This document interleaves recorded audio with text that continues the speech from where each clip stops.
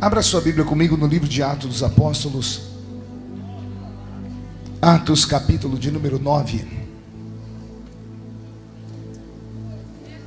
Quero cumprimentar o apóstolo Valdivino, a bispa Irene, cumprimentar todo o ministério dessa linda igreja por mais esse ano que o Senhor lhes concedeu em vida e em vitória. Parabéns pelas conquistas, pela futura igreja no continente africano. Que Deus os abençoe em nome de Jesus. Atos capítulo 9, quem encontrou, diga amém. Amém. E Saulo, respirando ainda ameaças e mortes contra os discípulos do Senhor, dirigiu-se ao sumo sacerdote e pediu-lhe cartas para Damasco, para as sinagogas, a fim de que se encontrasse alguns daquela seita, quer homens, quer mulheres, os conduzisse presos a Jerusalém. E indo no caminho, aconteceu que, chegando perto de Damasco, subitamente o cercou um resplendor de luz do céu. E caindo em terra, ouviu uma voz que lhe dizia: Saulo, Saulo, por que me persegues? E ele disse: Quem é, Senhor? E disse o Senhor: Eu sou Jesus, a quem tu persegues. Duro é para ti recalcitrar contra os aguilhões. E ele, tremendo e atônito, disse: Senhor, que queres que eu faça? E disse-lhe o Senhor: Levanta-te, entra na cidade, e lá te será dito o que convém fazer. Amém, igreja? Feche a Bíblia, coloque no banco, na cadeira. E como nós já quebramos todos os protocolos possíveis, vamos quebrar mais um. Pegue na mão da pessoa que está do seu lado, da pessoa mais perfumada do seu lado. Eu tentei bonito, ninguém se manifestou. Pelo menos cheiroso deve ter alguém, né? Isso, aperte a mão dessa criatura com carinho até ela falar aleluia. Pentecostal que não faz barulho está com defeito de fabricação, não? Vamos orar? Pai, mais uma vez nós entramos na sua presença. O vice-presidente do ministério já me apresentou em oração, e a minha oração não invalida dele, a minha oração soma-se a dele. Antes que eu comece a revelar os seus mistérios nesta noite, cerque esta igreja com a sua glória, e num raio de 5 quilômetros, onde houver um demônio alojado, eu dou a esses demônios segundos para sumirem daqui, porque se não sumirem, serão queimados pelo poder da sua glória, que aqui será derramada. Rasgue os céus sobre a cidade de Valinhos, manda anjos de fogo descerem aqui, que estes anjos desçam trazendo brasas de fogo nas mãos, comecem a esparramar estas brasas entre nós, e onde houver um crente cheio do Espírito Santo, pega ele nesta noite, Jesus, e mostra o caminho da verdadeira e poderosa adoração. Fala conosco, fica conosco, é o que eu te peço agora e sempre. E toda a igreja diz amém. Os que podem, tomem o seu assento aplaudindo a Jesus, porque Ele é bom.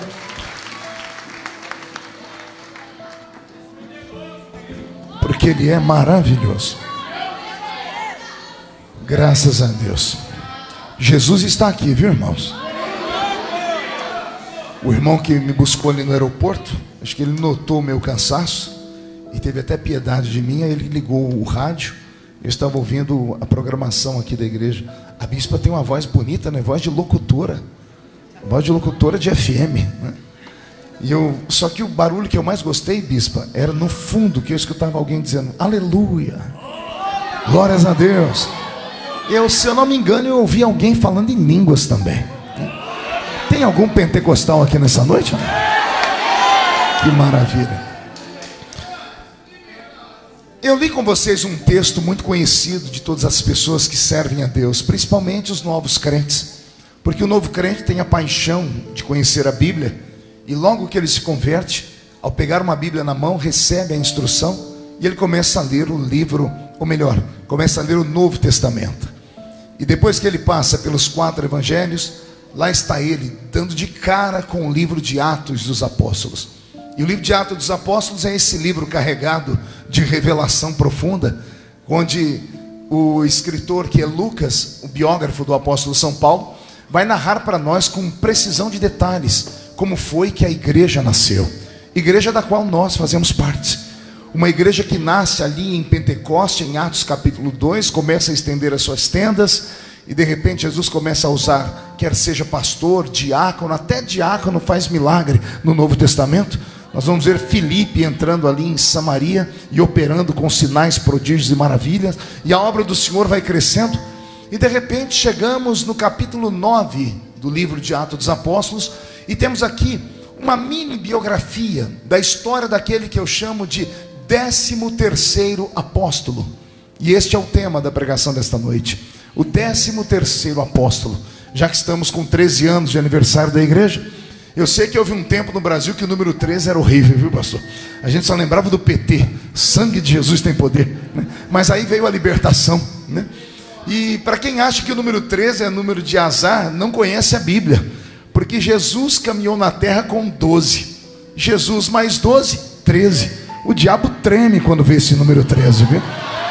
E aí, com o passar do tempo, não é que Jesus resolveu levantar o 13º apóstolo.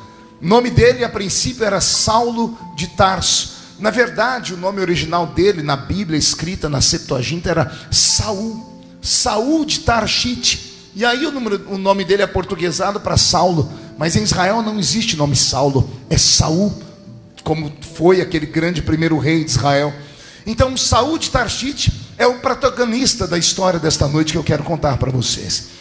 Fico aqui imaginando, não sei se já passou pela sua mente, o porquê Jesus levantar o apóstolo São Paulo. Porque a princípio ele chamou 12 homens, e a cada um desses homens ele deu um talento. E eu acho interessante falar que ele chamou homens e não anjos. Ele chamou homens e não super-homens.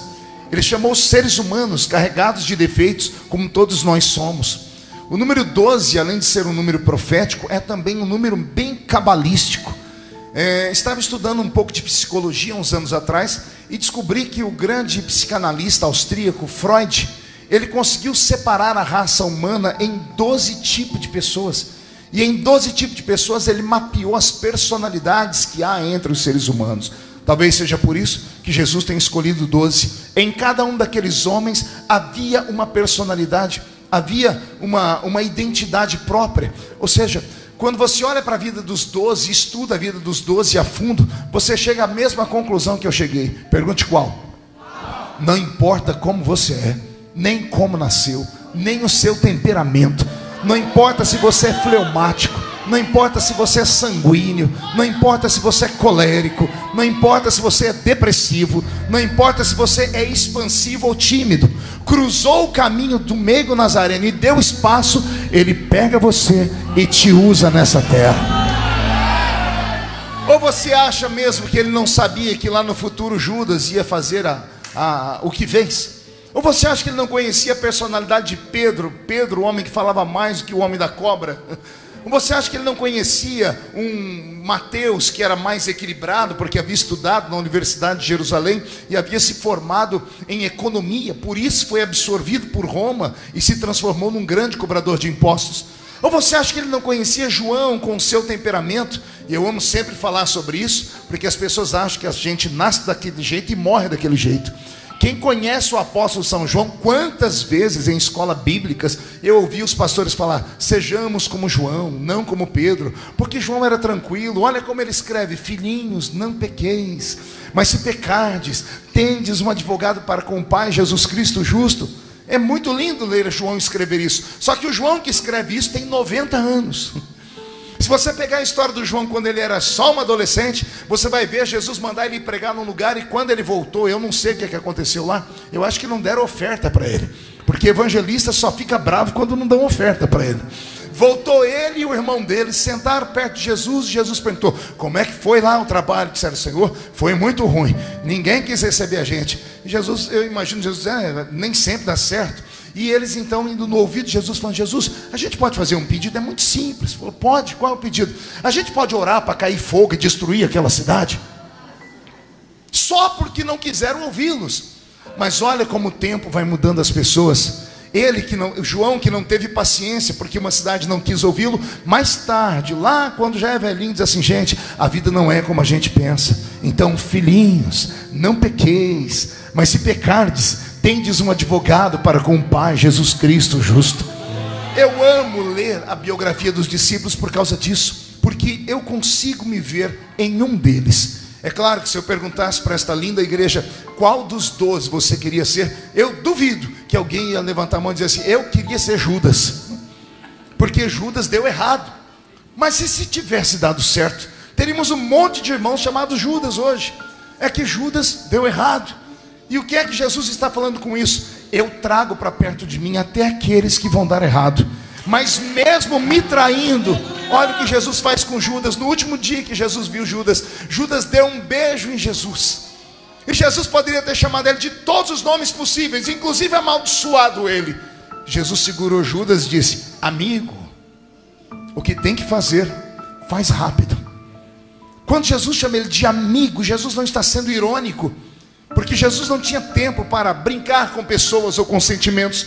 Ele estava dizendo: não importa o que aconteceu, você continua sendo meu amigo. Se Judas tivesse entendido isso, ele não tinha se enforcado, mas ele não entendeu e por isso se perdeu. Mas Jesus chamou a princípio 12, e pelo que eu entendo, logo que a igreja começa a crescer, os 12 fracassam na chamada. Pergunte por quê? Só falo se todo mundo perguntar. Porque logo que o apóstolo São Pedro resolveu usar o talento que estava enterrado dentro dele, ele começou a pregar em 2 sermões. Eu não disse 3 nem 12, em 2, quantos? 2.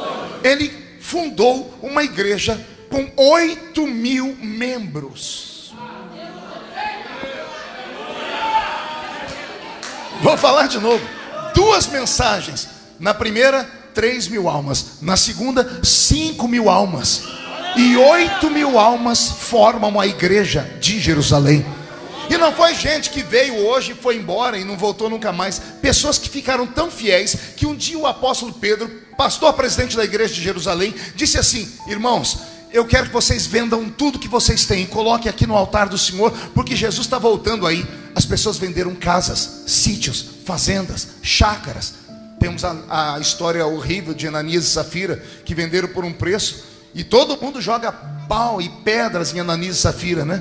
Eles pelo menos trouxeram alguma coisa, né? Venderam, só mentiram o valor. Tem gente que não vende nada, né? E ainda quer jogar pedra em Ananias e Safira. Tem gente que não traz para a igreja nenhuma cibalena. Os 2 pelo menos deram a metade. E olha que eles se arrebentaram.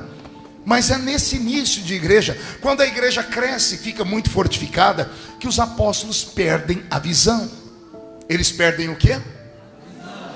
Por quê, pastor? Porque Jesus havia dado a eles uma palavra de ordem: vocês serão minhas testemunhas em Jerusalém, Samaria, Judeia, até os confins da terra.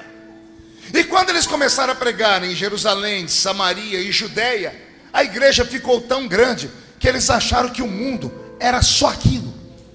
Ou pior, o egoísmo deles, por serem judeus e vindo de uma religião extremamente dura, que era o judaísmo, fez eles acreditarem que a salvação era só para os judeus. E não quiseram pregar o evangelho para mais ninguém. Naquele mundo antigo só se conhecia 3 tipos de pessoas: os judeus, os gregos e os gentios. Diga comigo, gentios. A palavra gentil não significa bondoso, caridoso, não nessa questão da Bíblia. A palavra gentil aqui nessa questão da Bíblia significa bruto, significa bárbaro, significa pagão. Então todas as vezes que você ler na Bíblia alguém falando sobre os gentios, traduza-se por pagãos, por bárbaros, por homens e mulheres que eram chamados de pagãos porque não criam em um único Deus, mas criam em milhares de deuses.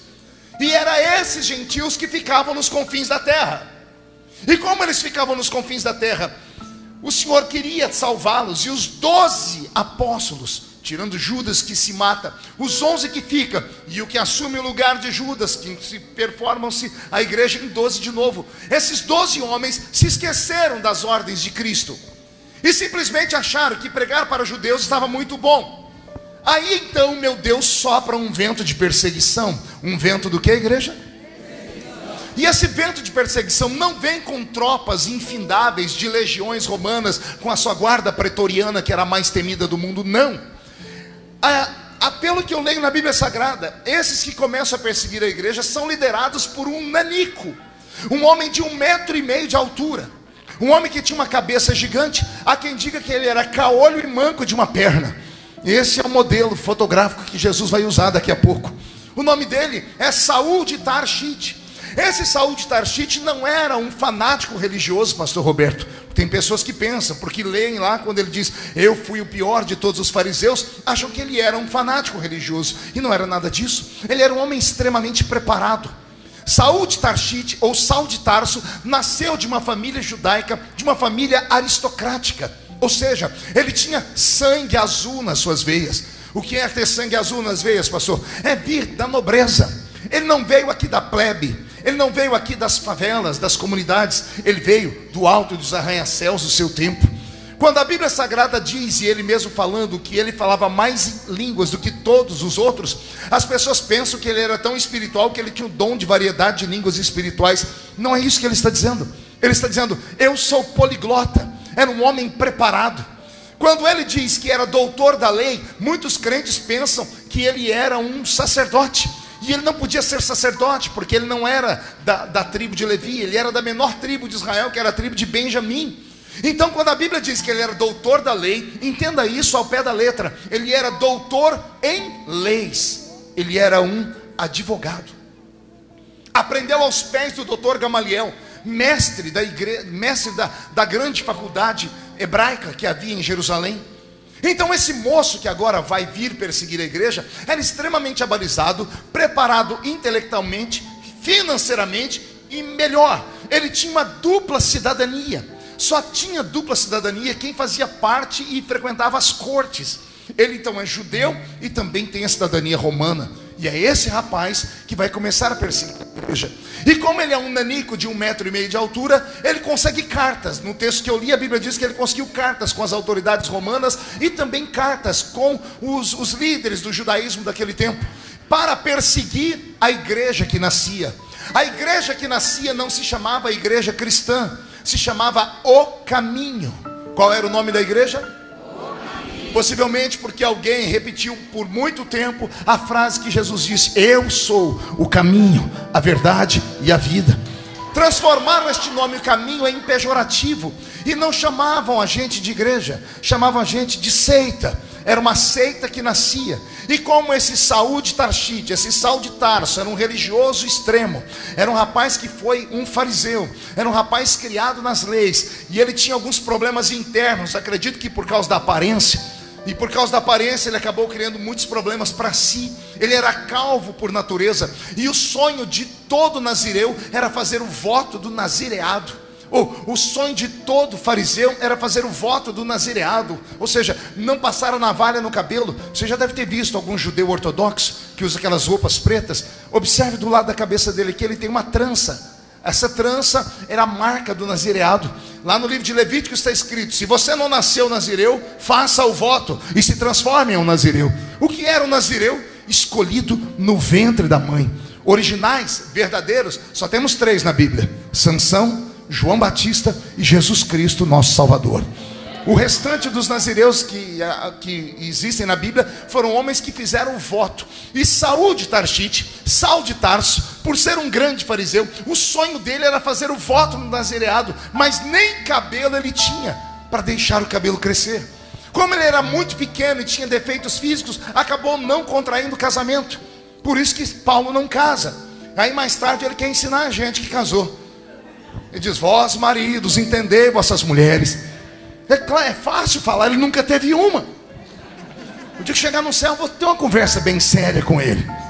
Vou falar para ele: como é que o senhor quer que eu entenda uma criatura que enxerga diferente da gente? Ó, já ouvi até um aleluia aqui. Mulher enxerga diferente de homem. Será que eu sou o único marido que estava para ir para o culto atrasado e estou escutando barulho, parece que tem um tsunami dentro do quarto. E barulho, coisa caindo, daqui a pouco um grito: não tem nada para vestir hoje, eu não tenho roupa. Aí você entra correndo dentro do quarto, você fala: meu Deus, roubaram tudo que tinha. Quando você abre a porta, você não consegue entrar no quarto.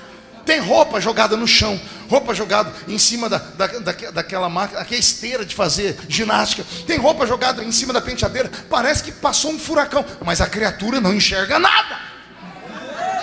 Por isso que ele vem e diz assim: vós maridos, entendei. Como é que se entende uma criatura dessa? É incompreensível. Uma vez me contaram uma história, quando eu era menino lá no seminário, que um homem estava caminhando pela rua e ele achou uma lâmpada de um gênio. Ele esfregou a lâmpada, o gênio apareceu para ele e o gênio disse assim: vou realizar um desejo, o que é que você quer? Ele disse assim: ó, já que eu estou aqui na praia de Santos e achei aqui, eu quero que você faça uma ponte que vai daqui até Dubai. Dubai fica do outro lado do mundo. O gênio coçou a cabeça e falou assim: veja só, é meio complicado isso, seu pedido é meio extravagante, eu terei que cortar vários continentes, não é tão fácil, você não pode trocar o pedido, pede a outra coisa. Ele falou: então tá bom, eu quero entender a minha mulher. O gênio voltou e disse: você quer uma ponte com via dupla, mão dupla? Você quer com semáforo? Como é que você quer? É mais fácil fazer a ponte do que entender a mulher. Mas voltando para a Bíblia, esse Saulo de Tarso tinha uma série de traumas. E o que ele fez com os traumas dele? Toda pessoa que tem traumas, ela acaba vomitando seus traumas em cima de alguma coisa. Ele verteu seus traumas para a religião. Então ele aproveitou que estava nascendo uma igrejinha, que ele achava que era uma igrejinha sem nada, e disse: vou perseguir esse povo. A tradição diz que a princípio ele teve êxito, que ele fechou algumas igrejas, ele matou alguns crentes, perseguiu de verdade. Os crentes que sobraram correram para as cidades vizinhas e iam anunciando: o anticristo já chegou aí. Então, quando ele saía de uma cidade e ia para outra, a fama dele chegava à frente e nem precisava perseguir mais ninguém. As igrejas começaram a se fechar. E como as igrejas foram se fechando, o medo foi instaurado. Jesus estava lá no céu, sentado à direita de Deus Pai, olhando aqui para baixo. E ele foi obrigado a quebrar uma coisa que ele mesmo havia dito que não faria. Pergunte o quê? Ele diz: eu vou para o Pai e não volto mais aqui até o arrebatamento. Eu vou para o Pai e envio um outro para ficar no meu lugar, que é o Espírito Santo.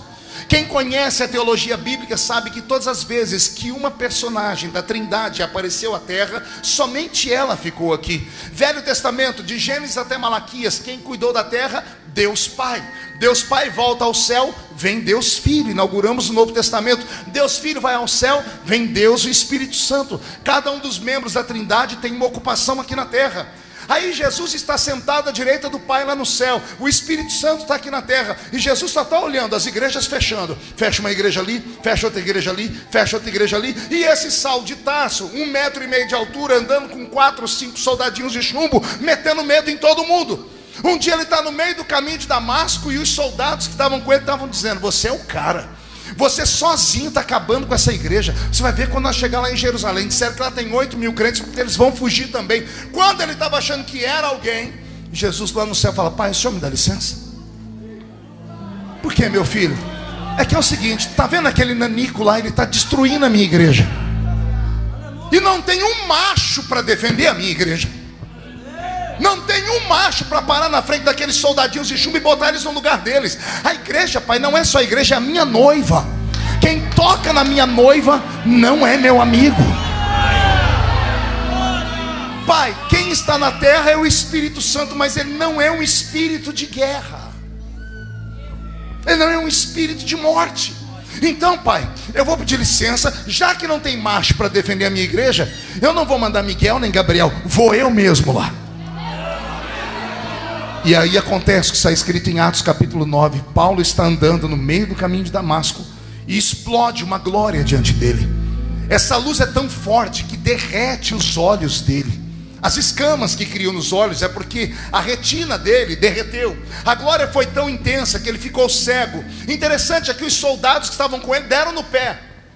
E por que ele não correu? Pergunte para mim, por que não, pastor? Possivelmente porque ele era manco de uma perna, não tinha força para correr. Mas eu acho que foi uma coisa mais séria. Ele era crente em Jeová, em Yahvé. Ele acreditava que o Messias viria, só não aceitava que o Messias viria como eles esperavam ali. E quando ele viu aquela glória explodir diante dele, ele se lembrou do Deus da Bíblia, do Deus do judaísmo, que é um Deus severo, mas também é um Deus misericordioso. E ele imaginou: se eu correr, é só correr, ele me mata, eu já estou cego. Então tem um jeito de aplacar a ira desse Deus, é cair de joelhos no chão. Quando ele cai de joelhos no chão, Jesus segura a sua glória. Ou você acha mesmo que Jesus foi ali só para cegar ele? Eu acho que Jesus foi ali para matar aquele rapaz, para liquidar com a vida dele, porque ele tocou no que é mais sagrado, que é a noiva. Mas quando esse rapaz caiu de joelhos e se arrependeu, Jesus contou até 10, olhou para ele e disse assim: você não vai morrer. O que eu vou fazer com você é pior do que a morte. A morte é muito pouco. Duro será para ti recalcitrar contra os meus aguilhões. Você vai se levantar agora e vai entrar, seguir o seu caminho, porque eu já preparei lá na frente alguém que vai te instruir. Ele sai tateando pelo caminho de Damasco e entra em uma casa de um homem chamado Simão, curtidor, e por 3 dias ele fica isolado em um quarto em jejum.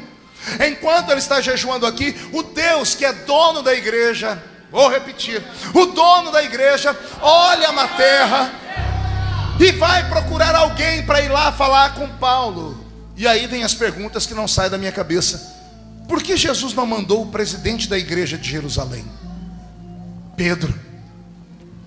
Por que Jesus não mandou João?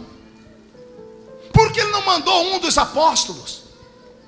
Jesus foi na casa de um profeta chamado Ananias e disse: Ananias, o assunto aqui é entre eu, você e o rapaz que eu vou ungir. Ananias já fica: estou pronto, senhor. Senhor, o que o senhor quer que eu faça? Levanta-te, anota o endereço, rua chamada direita, na casa de Simão curtidor. Tem um moço lá, ele está cego, você vai orar por ele. Ananias pega o vidrinho de azeite, pega a pastinha, pega a carteirinha de credencial da convenção, se ajeita, arruma o terno e a gravata. Quando ele põe a mão na maçaneta da porta e vai sair, ele resolve fazer a pergunta do idiota: Senhor, qual é o nome do homem que eu vou ungir? Quando ele está saindo, Jesus abre a boca e diz: Saulo de Tarso.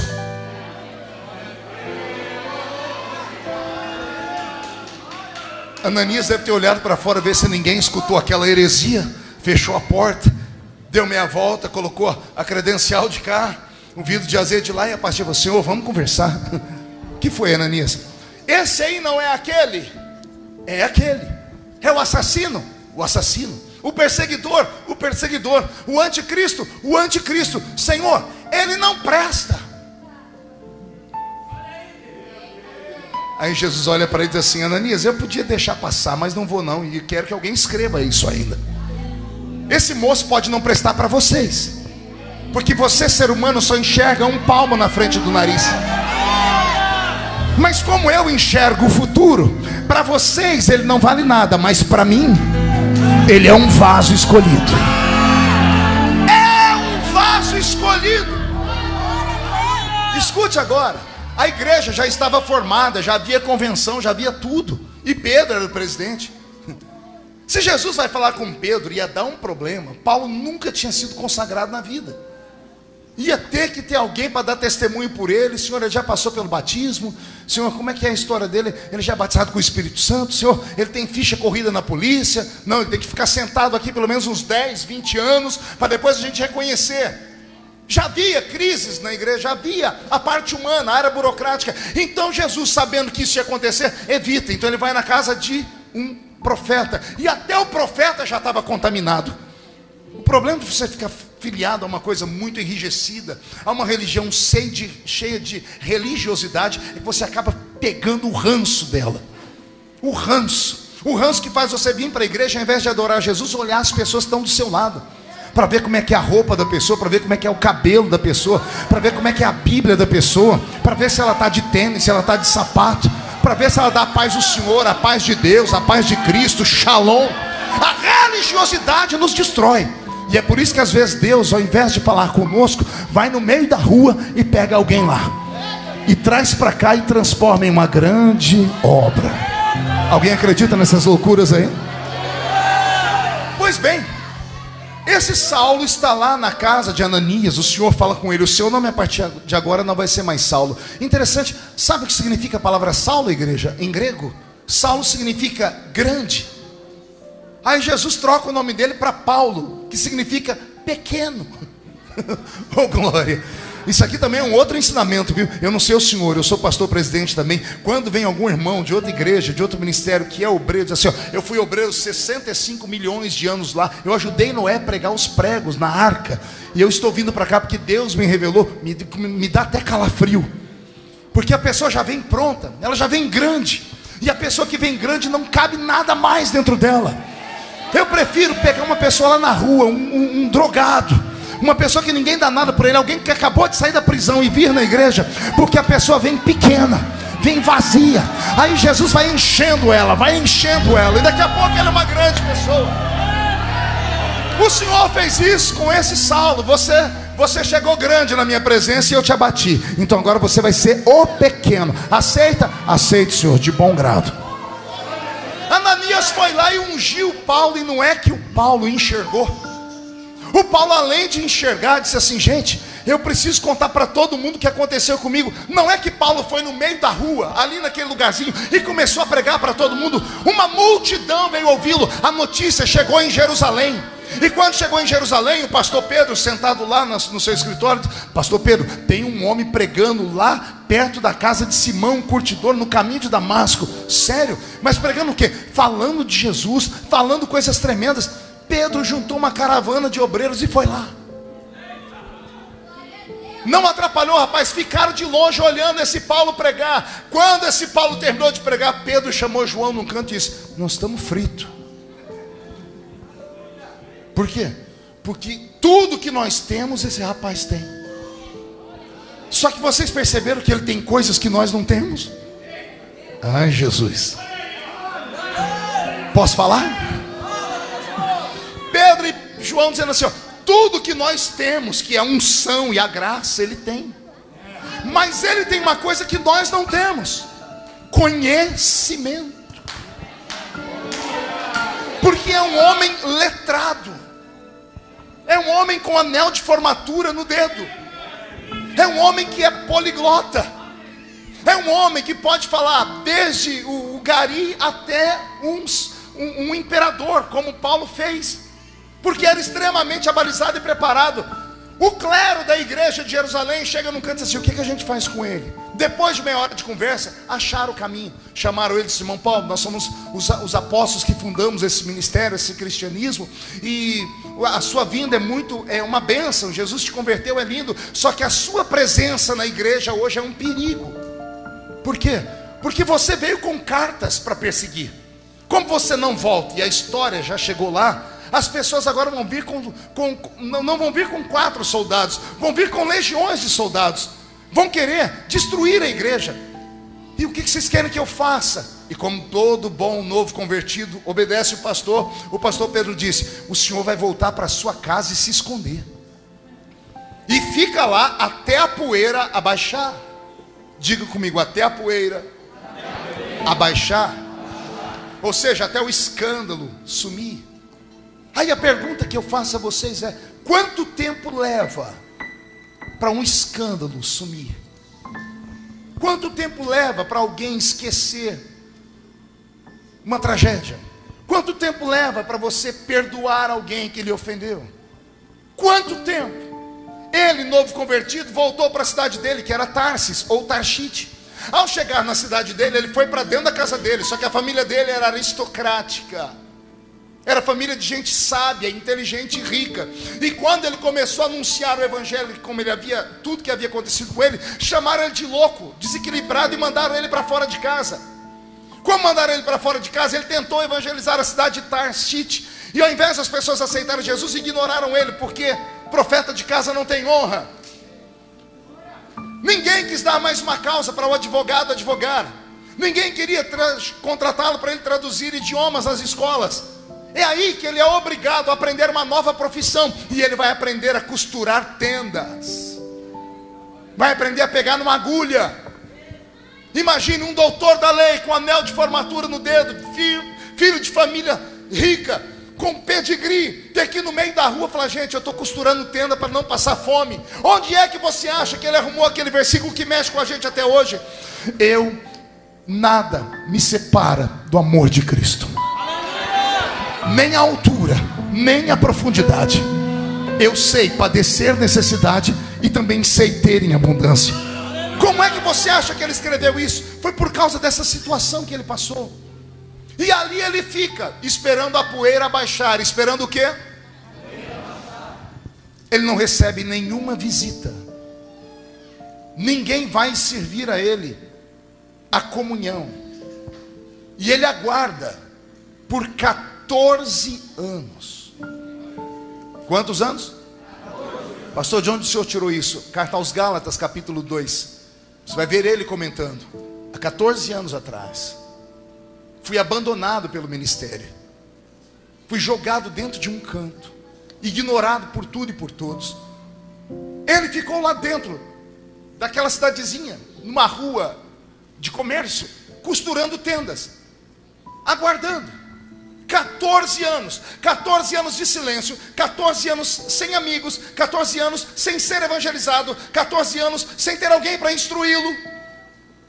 14 anos se passaram. A igreja de Jerusalém está fazendo uma vigília, e no meio da vigília levanta um profeta. E olha o que o profeta diz: apartai para mim Barnabé e Paulo para a obra que eu os tenho chamado. Vou repetir. 14 anos depois, um profeta levanta e grita: separai para mim Barnabé e Paulo para a obra que eu os tenho chamado. Quando o profeta terminou de profetizar, foi uma alegria, porque Barnabé estava ali. Barnabé era membro da igreja de Jerusalém. Barnabé era empresário. Barnabé tinha uma empresa de madeira. O dízimo dele era alto, e ele tinha sonho de pastorear de verdade. A notícia chegou no ouvido de Pedro, e Pedro disse: mas nós não temos igreja para colocar esse rapaz. E alguém disse: é melhor arrumar, porque nós vamos perder um dizimista. E é um dizimista alto. E então colocaram em oração. Quando colocaram em oração, o Espírito do Senhor falou: apartai para mim Barnabé e... O problema estava aqui, não tinha nenhum Paulo em Jerusalém. Alguém disse: o profeta profetizou mentira, foi da carne. Não, mas Barnabé tem. Então foram obrigados a procurar nos livros antigos, nas histórias antigas, de ver os irmãos mais antigos, até que alguém falou: olha, há 14 anos atrás, lá na casa de Simão Curtidor, chegou um homem cego, falando que Jesus tinha cegado ele. O nome dele era Saulo, mas Deus trocou o nome dele, se não me falha a memória, foi para Paulo. As pessoas se lembram e dizem: mas onde é que ele foi? A igreja mandou ele embora, mandaram ele para a casa dele. Barnabé, que tinha vontade de ser pastor, senta no seu jumentinho e vai lá para a cidade de Tarsis. Chegando em Tarsis, ele começa a perguntar: vocês conhecem algum Paulo aqui? Algum Paulo? Até que alguém diz assim: ó, Paulo a gente não conhece, mas a gente conhece o Saulo, que ficou louco. Quem é esse Saulo que ficou louco? Era um filho de uma família rica, era advogado, tinha tudo. Hoje, agora, ele está ali, ó, fazendo tenda. Mas cuidado, porque o homem é uma jararaca. O homem é bravo, não conversa com ninguém. Você fala para ele: o senhor tem pai? Ele diz: nem mãe. Ele é agressivo. E quem é que não fica agressivo? Quem é que não fica triste sendo abandonado por tudo e por todos? Diz a tradição que Barnabé entrou dentro da tenda e estava Paulo com as pernas cruzadas, costurando uma tenda. E Barnabé diz: o seu nome é Paulo? Ele diz: sim, senhor.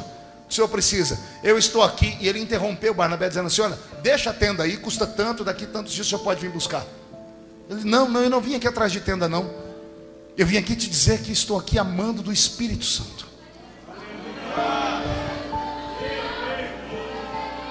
A tradição diz que Paulo olha para ele e diz: de quem? Do Espírito Santo. Eu sou membro da igreja de Jerusalém, onde Pedro é pastor. Estávamos em oração, e o Senhor disse: apartai para mim Barnabé e Paulo para a obra que eu os tenho chamado. O único Paulo que nós conhecemos, que os irmãos se lembraram, foi o Senhor. O Senhor quer? A tradição diz que Paulo não disse uma palavra. Levantou, começou a desmontar a tenda, foi lá na rua, subiu na sua caminhonete, porque todo baixinho gosta de carro alto. E a caminhonete dele era um dromedário, era um camelo. Barnabé chegou de jumento e Paulo tinha um camelo. Ele já amarrou as coisas em cima do camelo. E a primeira vez que ele abriu a boca, então ele disse: irmão Barnabé, vamos embora, porque eu estou atrasado. Tem 14 anos que eu estou esperando Jesus cumprir o que ele tem na minha vida.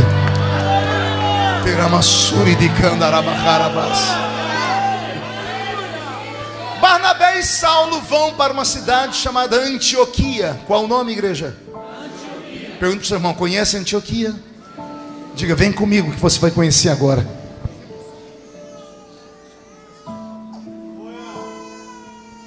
Chegando lá na cidade de de Antioquia.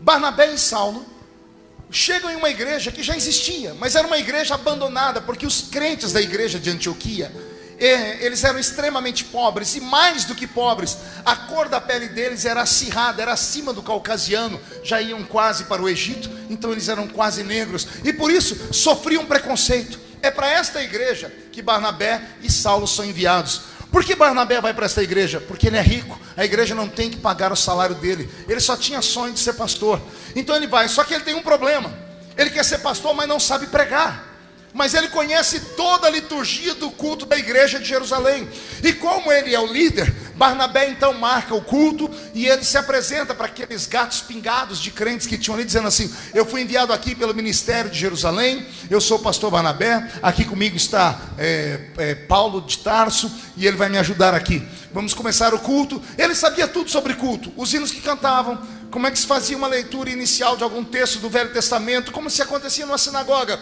mas na hora de pregar, ele olhava e dizia assim: irmão Paulo, o senhor prega? E Paulo diz: eu gosto desse negócio. E Paulo vai pregar. No primeiro culto, quando Paulo termina de pregar, a tradição diz que os crentes saíram voando da igreja dizendo: uau, nunca ouvimos alguém pregar desse jeito. E quando tem comida boa, quando tem capim verde, água tranquila, as ovelhas vêm. E se encontrar uma ovelhinha perdida, traz ela junto.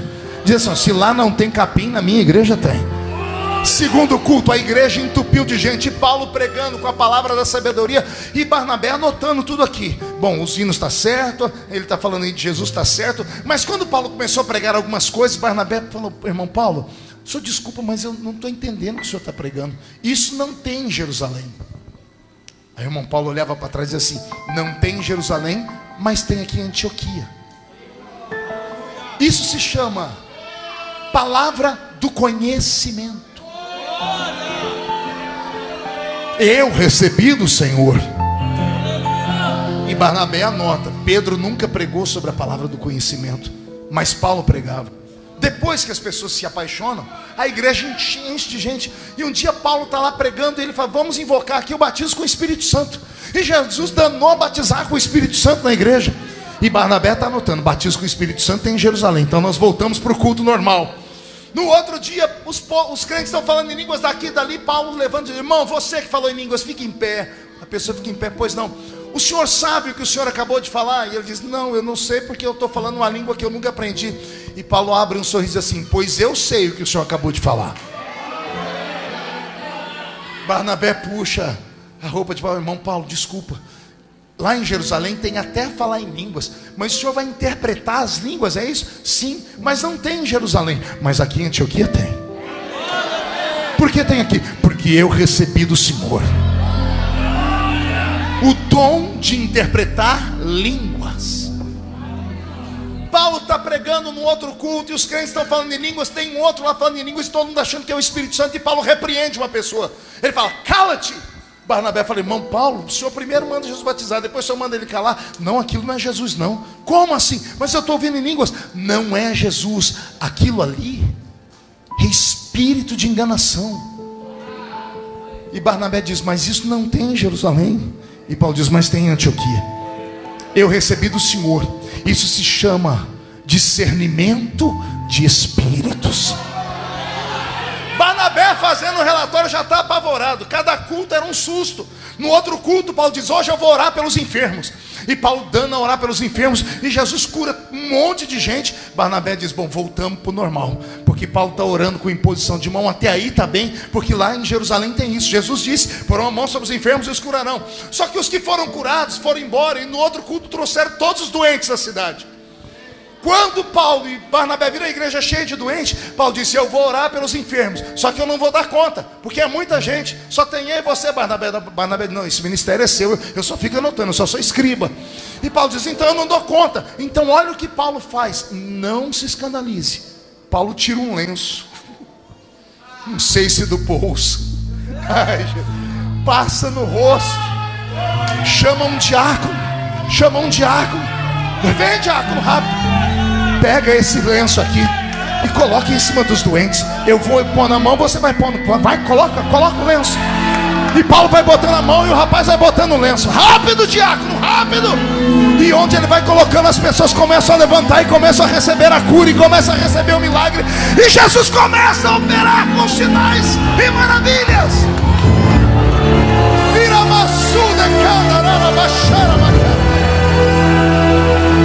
Amém, meu diácono. Obrigado, querido, obrigado. Eu estou com o meu corpo todo arrepiado.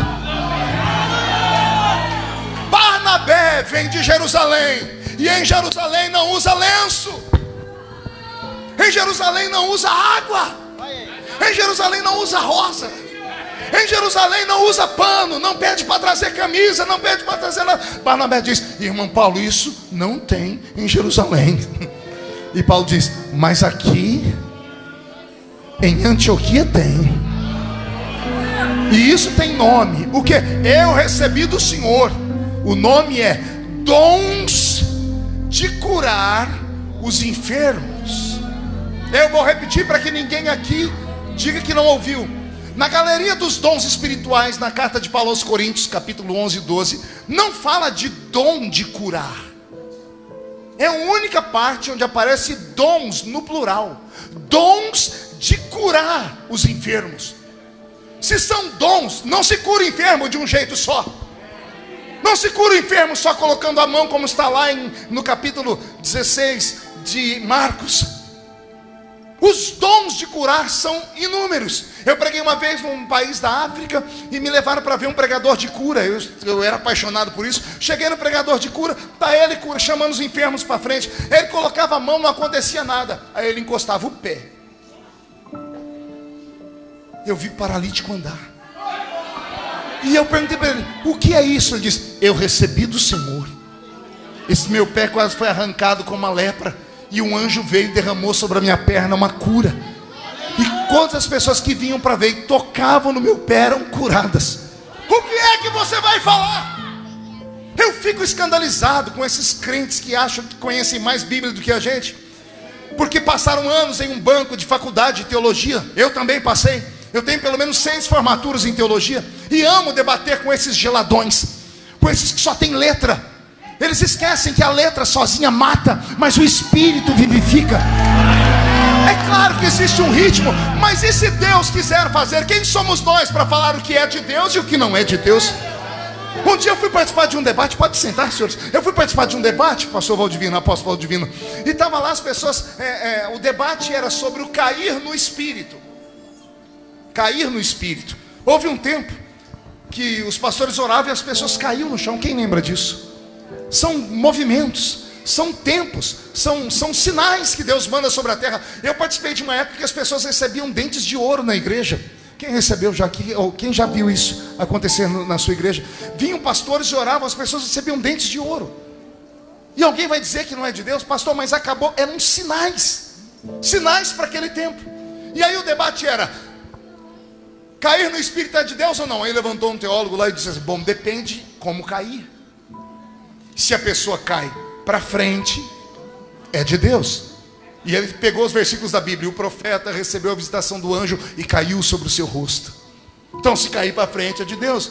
Aí o outro diz assim: então, se cair para trás é do diabo, porque só cai para trás quem é empurrado, quem é derrubado, e Deus não derruba ninguém.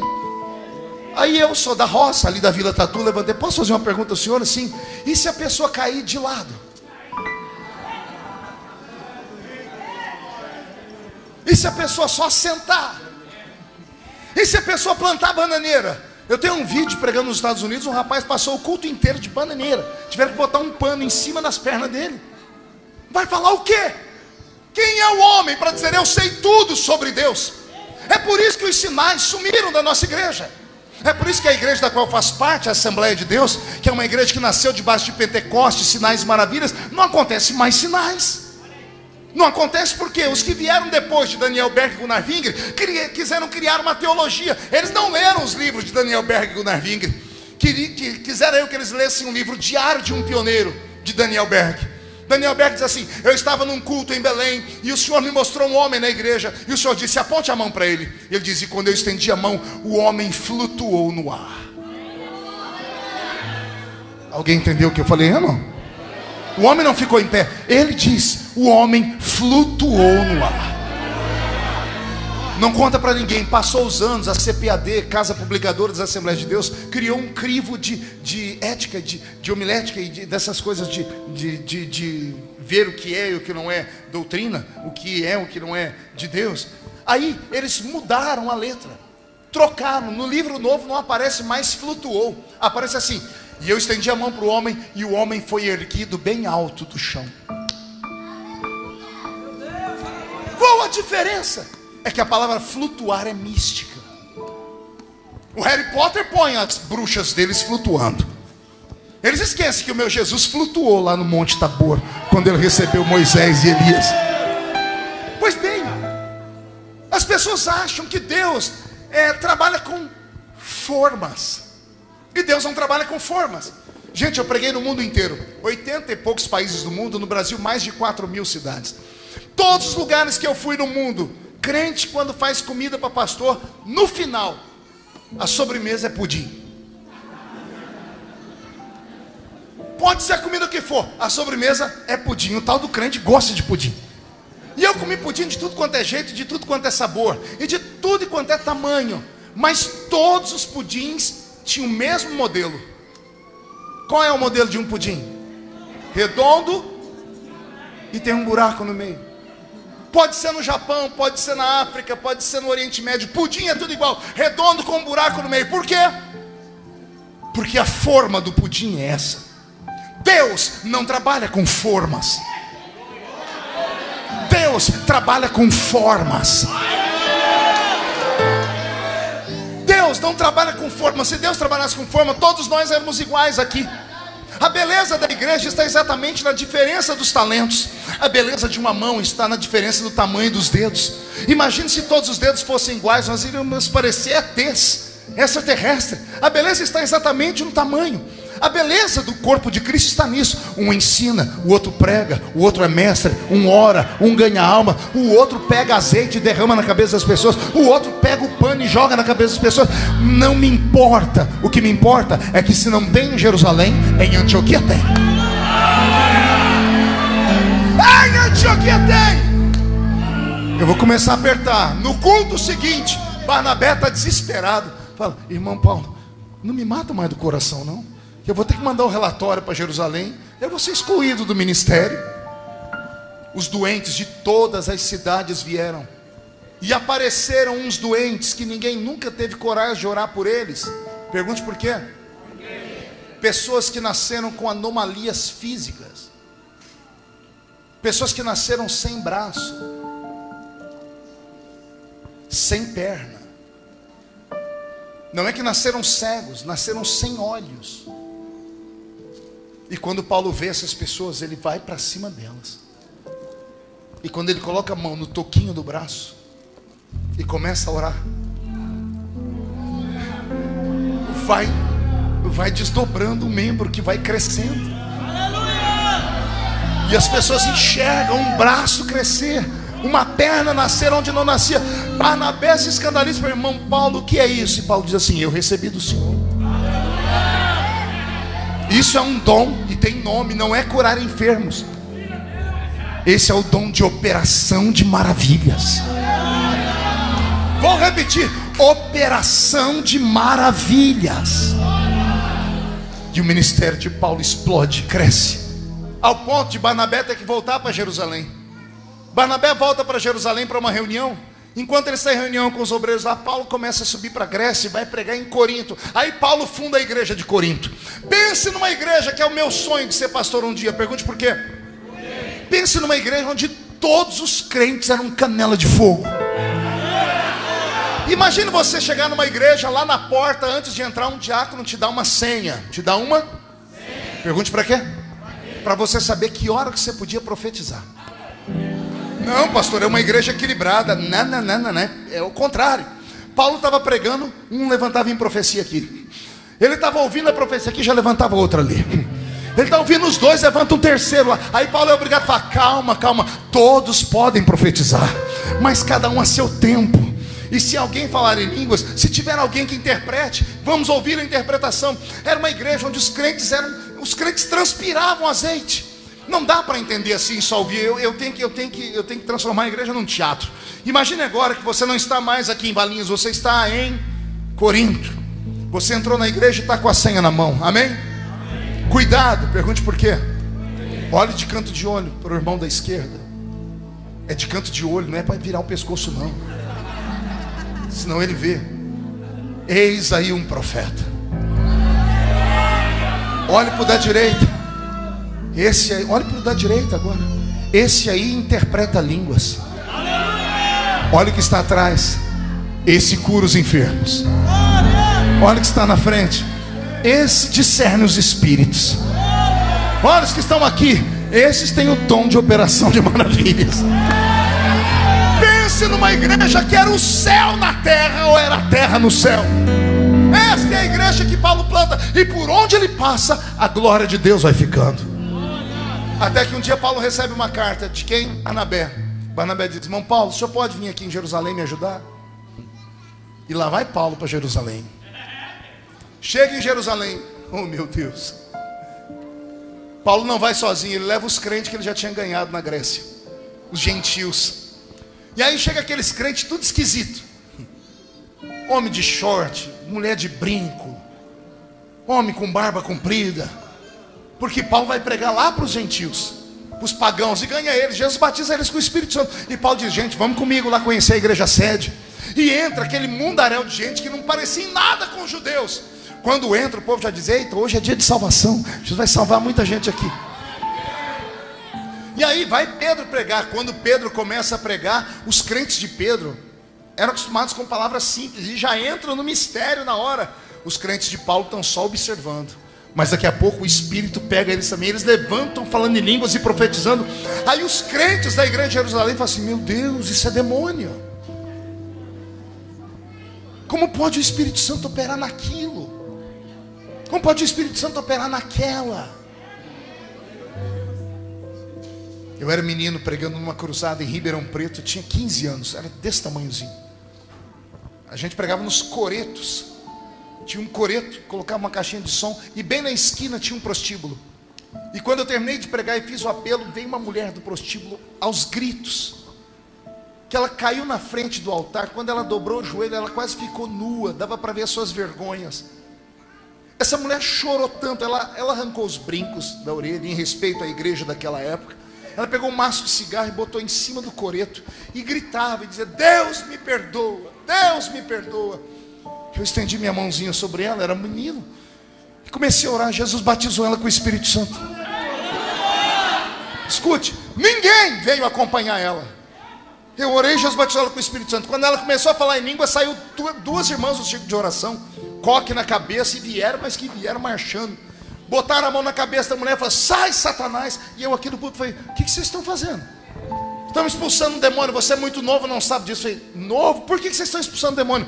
Porque ela está falando essa língua aqui. Eu falei: isso não é de Deus não. Uma delas falou assim: você acha que Jesus vai descer sobre um lixo desse? Alguém usando uma roupa dessa? Eu chorei tanto aquela noite, porque foi assim que nós somos ensinados. Fomos ensinados a olhar para a aparência das pessoas. Fomos ensinados a achar que a salvação pode ser comprada, que se a gente fizer uma série de coisas nós vamos para o céu, e se não fizermos vamos para o inferno. Tipo assim, se você usar essa roupa, se você não fizer isso, mas aquilo, resultado, salvação. Essas pessoas nunca leram a Bíblia, porque a Bíblia diz: a salvação não vem de vós, não é por obras, para que vocês não se gloriem dela. A salvação é um presente que Deus te deu. Ela vem através da graça. E o que é a graça? Um favor imerecido. Ninguém merece ser salvo. Se a salvação fosse por merecimento, nenhum de nós iríamos para o céu. A salvação não é pelo que você fez ou deixou de fazer. A salvação foi por aquilo que Ele fez na cruz do Calvário. Ele morreu para que você tivesse vida. Ele ficou em silêncio para que você pudesse gritar bastante aqui esta noite. É por isso que somos salvos. Quando termina aquele culto esquisito, alguém se apresenta e diz assim: nós somos crentes da igreja do pastor Paulo. Pastor Paulo? Ele foi convidado para estar aqui pelo pastor Barnabé. O Barnabé a gente conhece.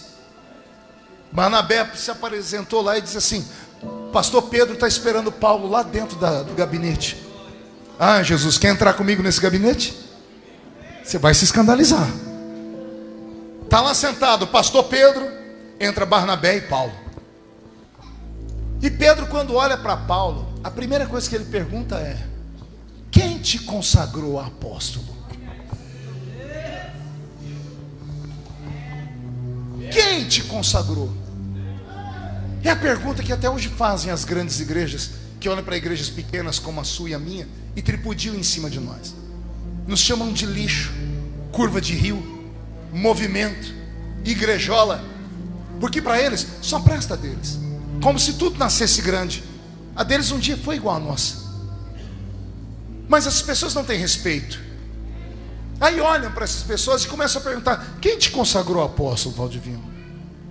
Meu Deus do céu, quando Jesus começou a me usar, eu era um garoto e vindo de uma região difícil, e eu comecei a pregar, e Jesus começou a curar. E aí quando o pastor perguntava: qual é o seu cargo? Eu dizia: eu sou diácono. Ele dizia: você é diácono lá, aqui você é pastor. Aí o pastor: está aqui o pastor Marco Feliciano pregando. E eu dizia: eu recebo em nome de Jesus. Aí como as coisas funcionavam aqui, me convidavam ali, aí ninguém me perguntava mais, que anunciou o pastor, colocava no cartaz: pastor Marco Feliciano. E eu chegava lá: o pastor, está aqui o pastor Marco Feliciano. Eu recebo em nome de Jesus. Até que eu preguei no mundo inteiro. E um dia eu estou aqui no estado de Santa Catarina, eu entrei no carro com um pastor, e o pastor disse assim: filho, você é de qual convenção? Eu nem sabia que tinha duas. Eu falei: eu sou de Ribeirão Preto, né? Mas qual convenção? Eu falei: eu sei não. Ele falou: cadê a sua credencial de pastor? Oh meu Deus, tiro eu a credencial de diácono. O pastor quase bateu o carro, ele parou o carro: você é diácono? Eu disse: pela misericórdia do Senhor. E você vem mentindo no nosso estado, falando que você é pastor. Eu disse: eu nunca falei que eu sou pastor. As pessoas que falam que eu sou. Você mentiu? Eu disse: não, eu omiti. Omitir é diferente de mentir. Ninguém me perguntou, eu não falei. O senhor está me perguntando, eu estou falando. Esse pastor ligou na hora para o pastor Zé Wellington Bezerra da Costa, aqui da Assembleia de Deus do Belenzinho. E o pastor Zé Wellington falou assim: não tem pastor com esse nome não. Eu já tinha pregado 2 anos em Camboriú, Santa Catarina. Já tinha pregado em 22 países. E eles nunca reconheceram meu ministério pastoral. E a pergunta que falaram para mim é: quem te consagrou? Deixa eu te dizer uma coisa: homem e igreja não consagra ninguém a nada. O máximo que fazem é reconhecer a consagração verdadeira. Porque o verdadeiro óleo não é o que derrama na nossa cabeça aqui, é um invisível que vem lá do céu. Aquele que ganha o ministério aqui na horizontal tem que fazer das tripas coração malabarismo para se manter e aguentar ainda as ameaças. Ó, se você não fizer, eu tomo o seu ministério. Se você não fizer, eu tiro você. Se você não fizer, a pessoa é obrigada a fazer o que for preciso para não perder, porque quem deu foi o homem. O que o homem dá, o homem tira.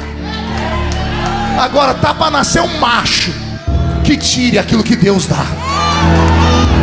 Dá para nascer um demônio no inferno, dá para nascer um anjo no céu, capaz de tirar aquilo que Deus dá. Se você recebeu da horizontal, eu vou orar por você. Mas se você recebeu da vertical, deixa Ele te usar nessa terra.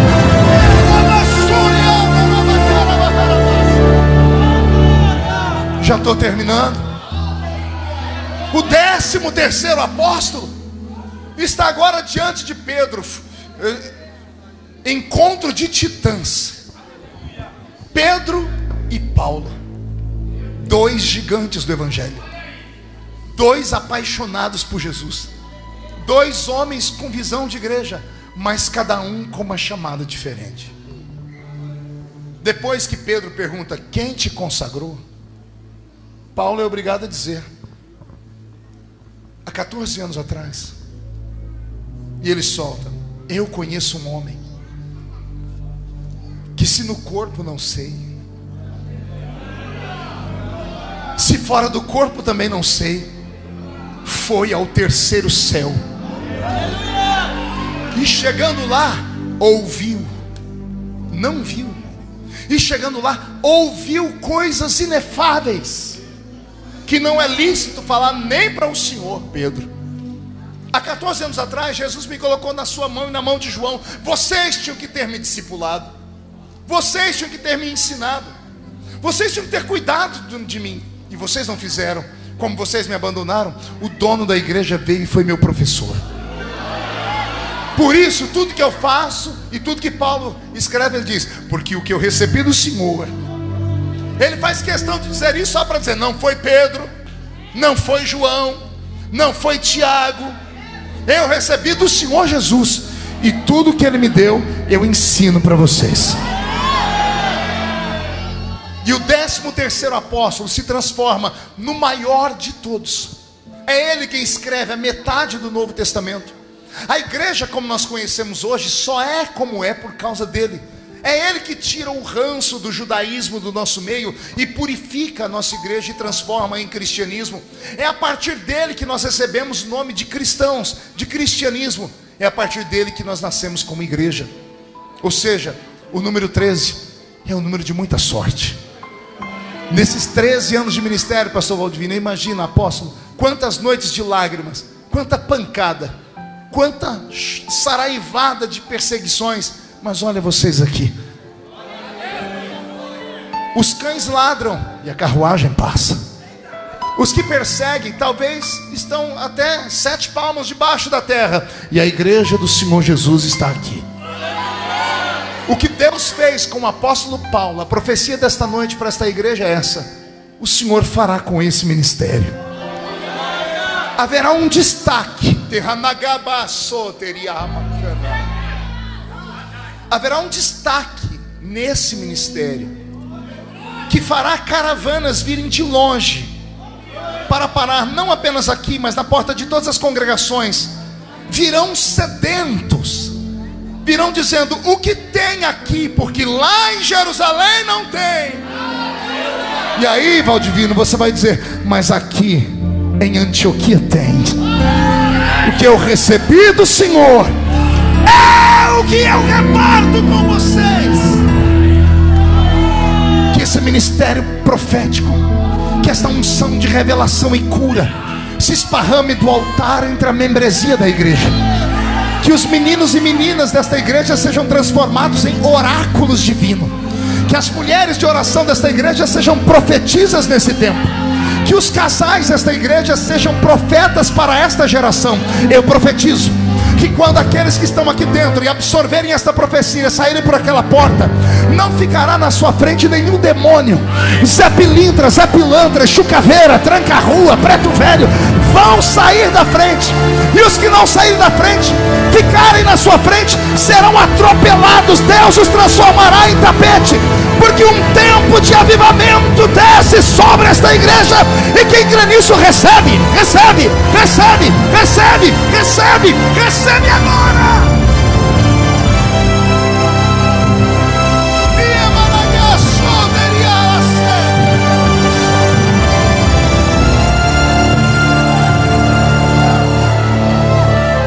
Fique de pé comigo.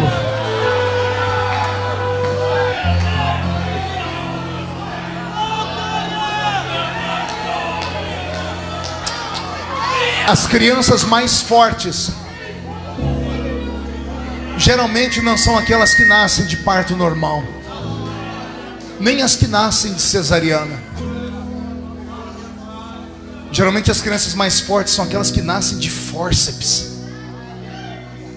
Sabe o que é isso? Um método antigo. Quando o bebê não nascia, as crianças eram arrancadas de dentro do ventre da mãe.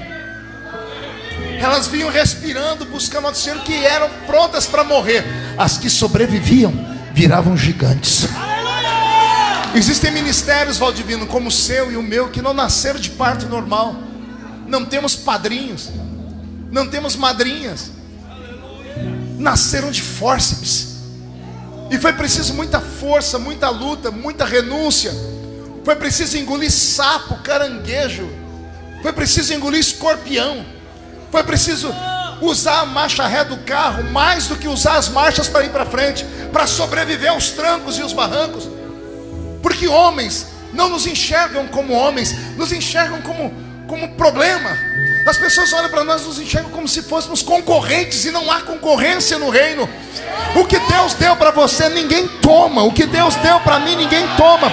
O que Deus te deu, ninguém toma. Não tenha medo. A porta que Deus abre para você passar só é bênção para você.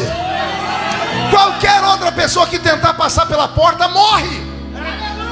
Deus abriu o mar vermelho para Israel passar. Israel passou, deu tudo certo. Lá vem os soldados de Faraó querer atravessar, o mar se fecha e mata eles todos. A bênção e a chamada e o ministério tem o seu tamanho, tem o seu número. Por isso vai aqui um conselho: não tenha inveja de ninguém. Não queira tomar aquilo que o outro tem. Não tente armar arapucas para destruir o outro. Não tente, porque com a medida com que você mede aqui, vão te medir depois. O que o homem planta, o homem vai colher. Se plantar misericórdia, vai colher misericórdia. Se plantar injustiça, vai colher injustiça. Não tenha medo, porque o que Deus te deu é seu e ponto final. Agora, se Deus te deu, também não adianta vir para a igreja e ficar me olhando com essa cara feia. Achou que eu tinha esquecido, né?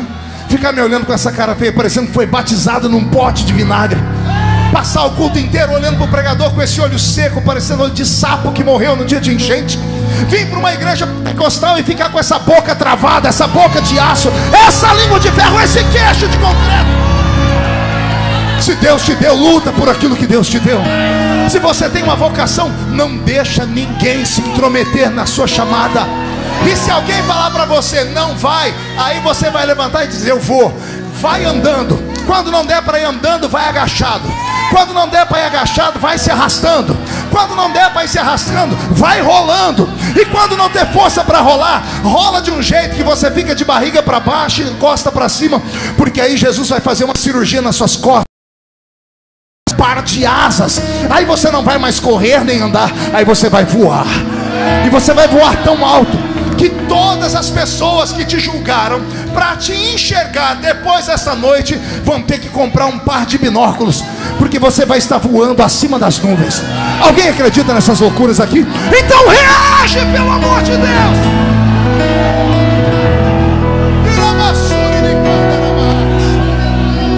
Feche os olhos. Eu quero fazer uma oração especial aqui.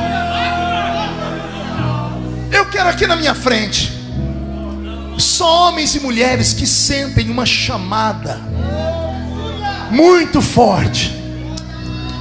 O que você precisa essa noite é só um toque novo. Você só precisa de algo novo nessa noite. Vem marchando, vem andando, vem chorando.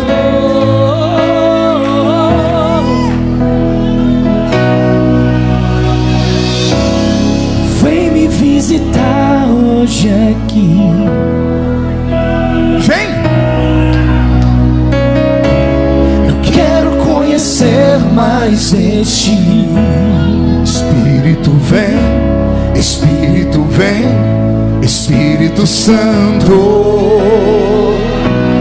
Espírito vem, Espírito vem, Espírito Santo. De novo, Roberto. Vem me visitar hoje aqui.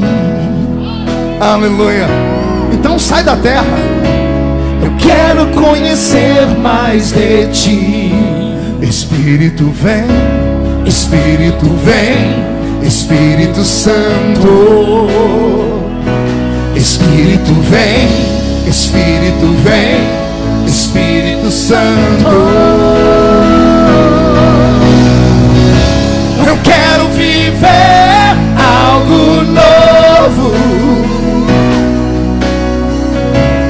Faz meu coração arder de novo, fazendo todo medo desaparecer, trazendo sobre mim um novo amanhecer. Eu quero viver algo novo. Visitar hoje aqui. Racalamassuri de Cantarapaz. conhecer mais de ti. Espírito vem. Em nome de Jesus, que o céu se abra sobre esse ministério. Espírito Santo, comece a chover dons do Espírito Santo aqui dentro. Espírito vem. Onde houver um crente cheio do Espírito Santo, recebe, recebe, recebe agora. Seja cheio do Espírito Santo agora. Espírito vem. Espírito vem. Espírito Santo, eu quero viver algo novo. E faz meu coração arder de novo, fazendo todo medo desaparecer, trazendo sobre mim um novo amanhecer.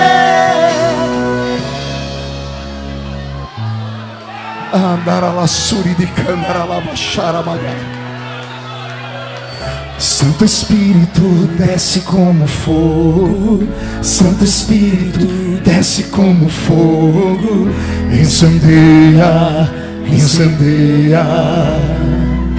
Canta comigo.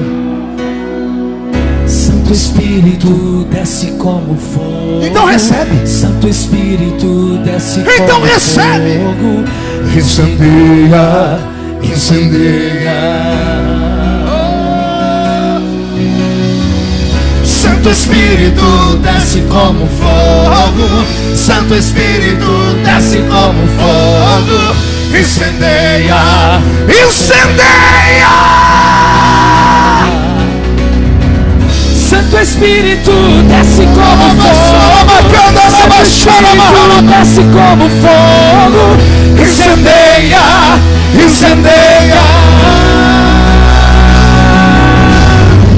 Santo Espírito desce como fogo, Santo Espírito desce como fogo. Seja batizado com o Espírito Santo. Incendeia. Quero viver, eu quero viver algo novo. E faz meu coração arder de novo, fazendo todo medo desaparecer, trazendo sobre mim um novo amanhecer. Coloque a mão no coração. Tem muita gente aqui, Roberto, que está igual Moisés hoje. Estão querendo ver a glória do Senhor. Pai, aqui na minha frente tem homens e mulheres apaixonados pelo Senhor. Me ouviram pregar com tanta paciência e com tanto respeito. Vibraram quando eu falei a sua palavra. E quando eu perguntei onde estão aqueles que têm uma vocação muito forte, eles correram aqui para o altar. Possivelmente têm sofrido injustiças. As igrejas não compreendem, as pessoas não entendem a chamada deles. Mas se nós subirmos um monte nesta hora e chegarmos diante da sua face, eu tenho certeza, Senhor, que a sua glória vai nos envolver. E nós seremos possuídos por um temor antes jamais visto. Senhor, onde houver alguém que tem uma chamada divina, onde houver alguém que tem uma vocação para pregar, cantar, evangelizar, profetizar, enche eles com seu Espírito agora. Enche eles agora. Enche eles agora, meu Pai. Enche esse lugar.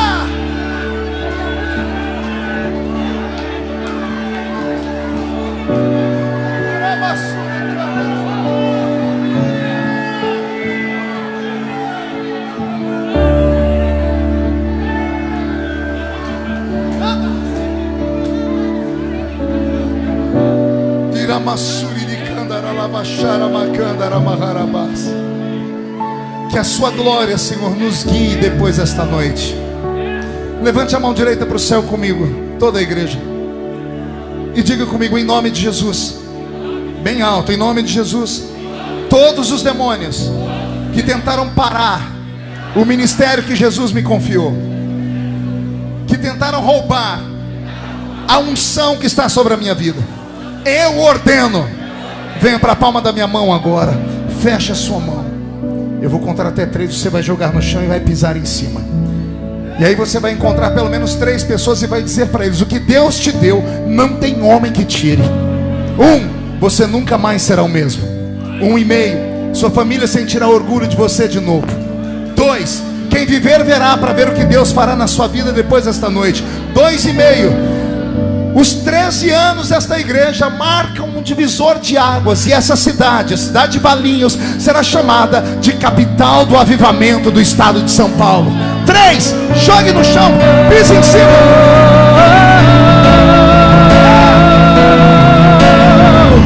Mais perto do monte, mais perto da face, me expando com o peso da tua. Encontre 3 pessoas e profetize sobre elas.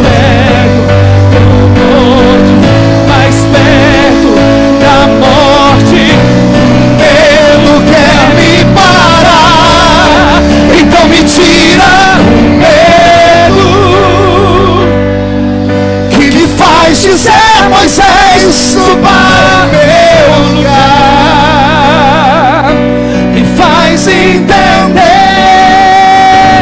Que a tempestade é você, chuva forte é você, vento forte é você, é tudo sobre você.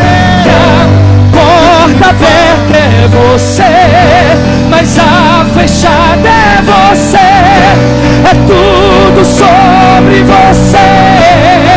Então me tira o medo que faz dizer: Moisés, suba no meu lugar. E me faz entender que a tempestade é você, chuva forte é você, vento forte é você. O que me faz tremer as pernas, a porta aberta é você, mas a fechada é você, é tudo sobre você. Levante a mão direita para o céu e diga comigo: em nome de Jesus, ninguém me segura nunca mais. Pode juntar a outra mão e dar uma salva de palmas a Jesus? Quem pode aplaudir e dar um grito de glória? Quem pode aplaudir e dar um grito de glória e um pulo para cima? Sai da frente, Satanás! Estamos em guerra!